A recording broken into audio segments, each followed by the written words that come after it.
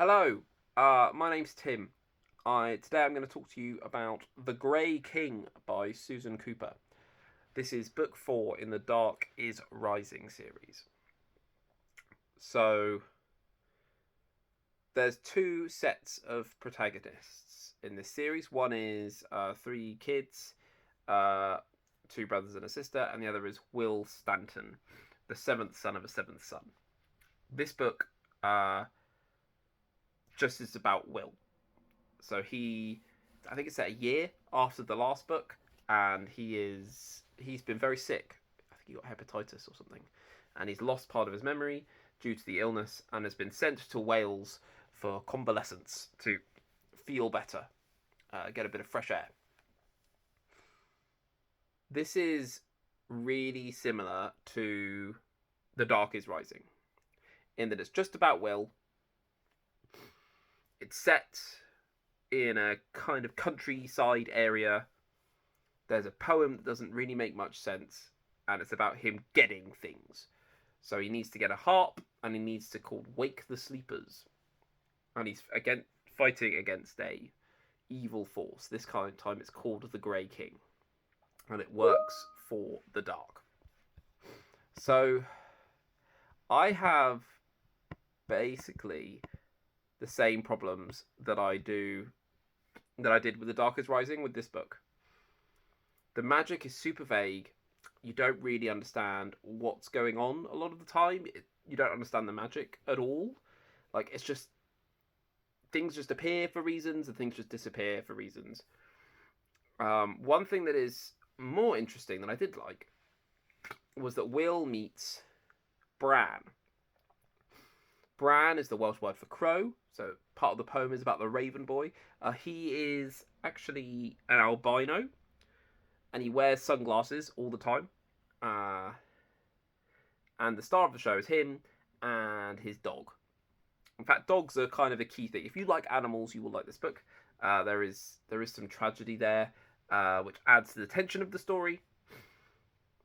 But the things that are happening could almost happen without any magic. It's just a farmer getting really angry and wanting to shoot a dog.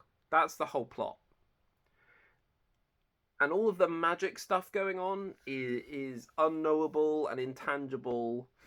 And it doesn't even have that really strong pagan feel that Greenwich had, which I quite enjoyed. It was just there's an ominous presence everywhere. And I'm getting a bit bored of it. I like the prose.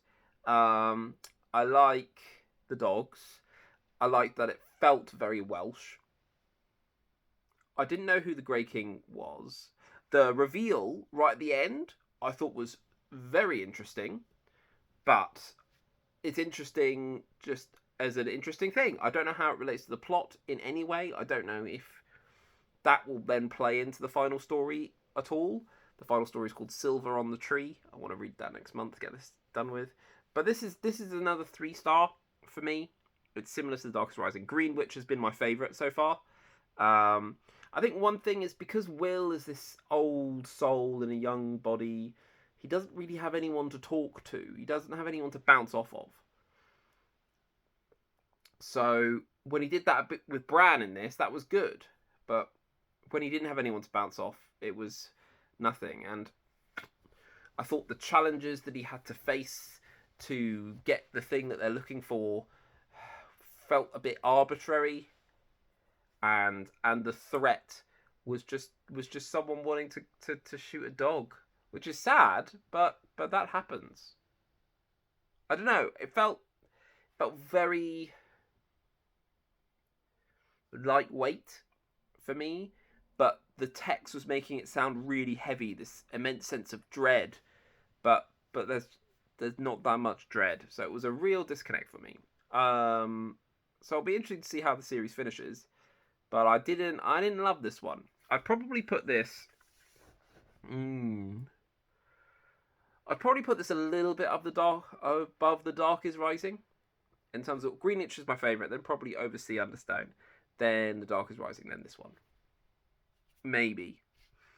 Yeah, I think so. Because The Darkest Rising, Will was doing a lot more, and they kind of laid out a bit more of the magic, and you were understanding the quest that he was on. But this one, the quest was just a rhyme, and he didn't know what he didn't. The rhyme was like a bunch of random sentences, and he'd figure out what that sentence was when he just suddenly got there and be like, "Oh, this is what I meant to do." So he doesn't. He almost comes across everything by accident. Um, but anyway, yeah. So that's the Grey King. Silver on the Tree is next. I'll try and read that next month. Try and finish the Darkest Rising series before the end of the year. Let me know if you've. I think this is a book that came out in kind of the 80s. So if you read this as a kid, let me know below and what you thought of it. Because it's a very strange series for me. This won like the Newbery Medal. This won like medal prizes for kids fiction. And I just don't really get it at the moment. Maybe it's just me not being bright enough. But anyway, I'll see you later. Bye.